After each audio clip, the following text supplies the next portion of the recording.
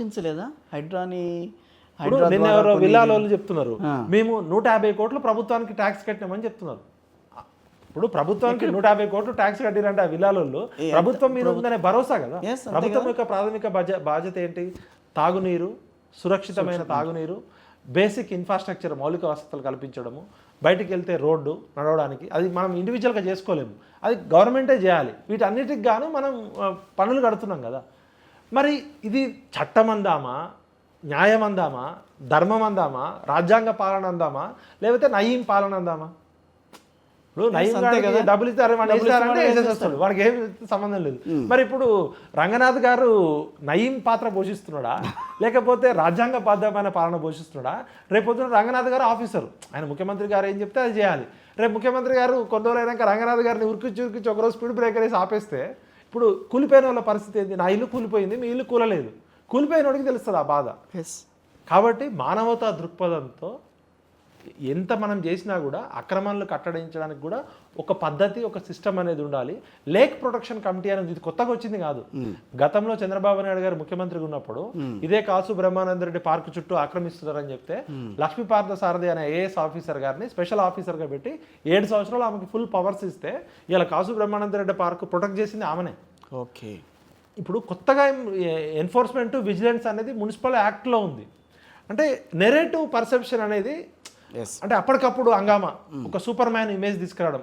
గతంలో ఉన్న ముఖ్యమంత్రులు అంతా సావటలు, దద్దమ్మలు, సన్నాసులు. ఇప్పుడు రేవంత్ రెడ్డి ఒక్కడే చట్టం చేస్తున్నట్టు హడావుడి చేస్తున్నారు. మరి రేవంత్ రెడ్డి గారు చేసే పాలన ఈ హైడ్రా విషయంలో అందరూ అప్రిషియేట్ చేస్తున్నారు. ఎప్పటి వరకు?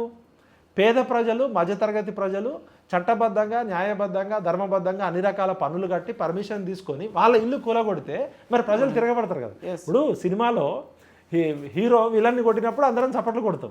ఇలా విలన్ లెవెల్ ఈ రాజకీయ నాయకులు, ఈ మంత్రులు, ఈ ఎమ్మెల్యేలు, ఈ సెలబ్రిటీలు, ఈ ఇండస్ట్రీస్లు, వీళ్ళ జాబితా పక్కకు పెట్టి మామూలు మధ్యతరగతిని కొట్టడానికి హైడ్రాలు, కోబ్రాలు. ఇప్పుడు మనం మామూలుగా గతంలో గ్రీన్ టైగర్స్, కోబ్రాస్ అనేటోళ్ళం.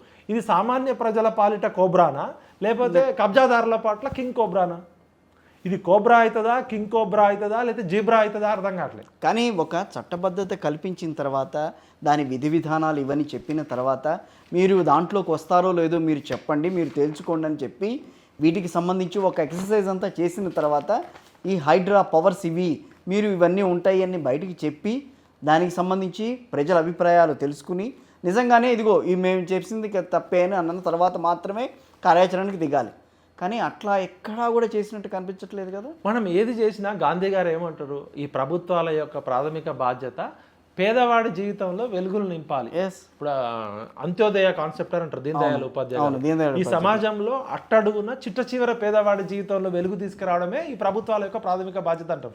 నువ్వు హైడ్రా తీసుకొస్తావా, కోబ్రా తీసుకొస్తావా, జీబ్రా తీసుకొస్తావా, నువ్వు ఏ పేరు పెట్టుకున్నా అల్టిమేట్ కామన్ మ్యాన్ ట్యాక్సులు కట్టి నీ ప్రభుత్వం మీద, నీ చట్టం మీద, ఈ రాజ్యాంగం మీద గౌరవంతో వాడు నమ్మి ఈ ప్రభుత్వం నన్ను కాపాడుదనే నమ్మకంతో నువ్వు ఇచ్చిన కాగితాల బేస్ చేసుకొని వాడు లోన్ తీసుకొని ఇల్లు కట్టుకుంటే నువ్వు వచ్చి ఇప్పుడు ఇల్లు కోల్గొట్టేస్తే ఏంటి పరిస్థితి? ఇది లీగలా, ఇల్లీగలా, ఎక్స్ట్రా ఇల్లీగలా? లీగల్ అంటే చట్టబద్ధంగా కావాలి, ఇల్లీగల్ అంటే వాడికి ఏం లేదు. ఇది ఎక్స్ట్రా ఇల్లీగలా? మరి చట్టాన్ని ఇంకో వస్తే కంపల్సరీ పౌర సమాజంలో డిబేట్, డిస్కషన్, డైలాగ్ ఉండాలి. ఏదైనా చట్టం చేసే ముందు కానీ, ఏదైనా ఒక కొత్త పాలసీ పెట్టే ముందు పబ్లిక్ పాలసీ అనేది పైలట్ రీసెర్చ్ జరగాలి, పైలట్ కేస్ స్టడీ జరగాలి. అదే అంటాను. 1-2 కేసులలో ఎట్లా చేయాలి. ఈవెన్ పాలసీలు ఇంప్లిమెంట్ చేసేటప్పుడు నీతి ఆయోగ్ కానీ, ప్లానింగ్ కమిషన్ కానీ పైలట్ ప్రాజెక్ట్ చేస్తుంది. అక్కడ మంచి చెడుతోటి దాన్ని కొంచెం మైక్రో నుంచి మ్యాక్రోకి వెళ్తారు. అసలు ఏమి లేకుండా వచ్చేస్తే దీనివల్ల హీరోయిజం ఇమేజ్ రేవంత్ రెడ్డి గారికి కొన్ని కేటాయించిన రియల్టర్ గురించి మాట్లాడరు, వాళ్ళ మీద చర్యలు ఉండవు, కట్టుకున్న వాడి మీదే చర్యలు ఉంటాయి. ఇప్పుడు ఈ రోజున వాడు ఎట్లా బతకాలి, వాడు ఎట్లా భరించాలి అనేది ఇక్కడ కోట్లు పెట్టి కొన్న వాళ్ళు ఉంటారు కొంతమంది, లేదా లక్షల్లోనే కొన్నవాళ్ళు ఉంటారు. ఇప్పుడు గతంలోనేమో ఒక ఆయన బంగారు తెలంగాణ పేరుతో 7 లక్షల కోట్లు అప్పు చేసి ప్రతి సంవత్సరం 3 లక్షల కోట్ల బడ్జెట్ అంటే 10 సంవత్సరాలు 30 లక్షల కోట్లు. ఆ జీతాలు, ఈ సంక్షేమ పథకాలు పక్కకు పెడితే అల్టిమేట్గా ఇంత అభివృద్ధి జరిగిందని చెప్తుంటే ఇవాళ ఒక ప్యూన్ ఉద్యోగానికి, అటెండర్ ఉద్యోగానికి లక్షల మంది అప్లై చేస్తున్నారు. అదేమో అహంకారము, నియంతృత్వము, విధ్వంసకర పాలన అని చెప్పారు. మరి ఇది ప్రజాపాలన, అరాచకత్వమా? ఇప్పుడు సరైన అవగాహన ఉంటే సరైన ఆలోచన ఉంటుంది. అరాచకత్వం అనలేం కానీ హైడ్రాని సమర్థించాల్సింది. హైడ్రా ఒక్కదానికి ఎగ్జాంపుల్ చెప్తున్నా ఓవరాల్ గా. ఎందుకంటే మనకి ఎందుకు అరాచకత్వము అంటే ఒకప్పుడు నాగరికత లేని కాలంలో ఆదిమ మానవుల కాలం నుంచి ఇలా ప్రజాస్వామ్యం వరకు ఏర్పడ్డాం. ప్రజాస్వామ్యంలో పొలిటీషియన్ అనేటాయన, ముఖ్యమంత్రి అనేటాయన అసెంబ్లీలో చట్టం చేయాలి, ప్రధానమంత్రి పార్లమెంట్లో చట్టం చేయాలి, ప్రతిపక్షాల వాళ్ళు దానిలో మంచి చెడు ఉంటే డిస్కషన్ జరగాలి, క్యాబినెట్లో డిస్కషన్ జరగాలి. అసలు డిస్కషను, డిబేటు, డైలాగ్ లేకుండా ఇది ఆర్డినెన్స్ తీసుకురావాల్సిన ఇప్పుడు ఆర్డినెన్స్ ఎప్పుడు తీసుకొస్తాం? అత్యవసర పరిస్థితి, ఎమర్జెన్సీ వచ్చినప్పుడు దానికి టైం లేకపోతే ఒక ఎమర్జెన్సీ ప్రకారం తీసుకొస్తారు. అది కూడా దానికి కూడా మళ్ళీ ఇమీడియట్గా మళ్ళీ అసెంబ్లీలో పెట్టాలి. ఇది లక్షల మంది ప్రజలు, కోట్ల మంది ప్రజలకు సంబంధించిన జీవితాలకు సంబంధించింది. విధి విధానాలు, నేను తప్పు చేసినానా రైట్ చేసినా అని నాకు తెలవాలి కదా. ఇప్పుడు అంతే కదా. ఈ టర్మ్స్ అండ్ కండిషన్స్, ఈ rules and regulations, ego government పలానా ఇయర్లో ఇచ్చిన డాక్యుమెంట్ ప్రకారం ఇది FTLలో ఉంది, ఇది బఫర్లో ఉంది, ఇది శిఖం భూమిలో ఉంది, ఇది పార్కులో ఆక్రమించుకున్నాను. నాకే తెలియదు, గవర్నమెంట్కే తెలియదు. రెవెన్యూ డిపార్ట్మెంట్ ఒక రకంగా చెప్తుంది, ఇరిగేషన్ డిపార్ట్మెంట్ ఒక రకంగా చెప్తుంది, గూగుల్ మ్యాప్స్ ఒక రకంగా చెప్తున్నాయి, నిజాం ఇచ్చిన రికార్డ్స్ ఒక రకంగా, ఒక్కొక్క దగ్గర ఒక్కొక్కటి వాడుతున్నారు మీరు. 2000 సంవత్సరంలో వచ్చిన అసాధారణ వర్షాలు బేస్ చేసుకొని కొన్ని FTL వచ్చినాయి.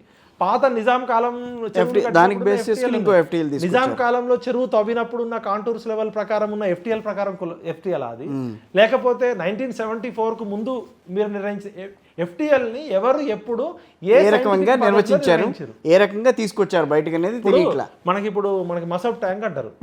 మసబ్ ట్యాంకులో ట్యాంక్ పోయింది, మసబ్ ఒకటి మిగిలింది. మన ట్యాంక్ ఎవడు వ్యక్తి తెలియదు. ఇప్పుడు జూబ్లీ హిల్స్, బంజారా హిల్స్ అనేది ఎత్తైన ప్రాంతాలు.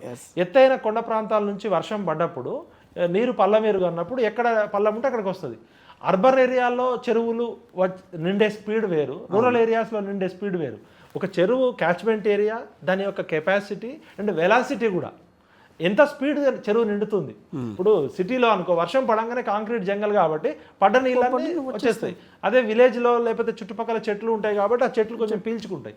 సాయిల్ నేచర్ని బట్టి, జాగ్రఫీని బట్టి ఒక్కొక్క చెరువుకి ఒక్కొక్క FTL ఉంటుంది, ఒక్కొక్క చెరువుకి ఒక్కొక్క బఫర్ జోన్ ఉంటుంది. ఇది అన్ని అసలు దీని మీద అసలు ఏది కొలబద్ద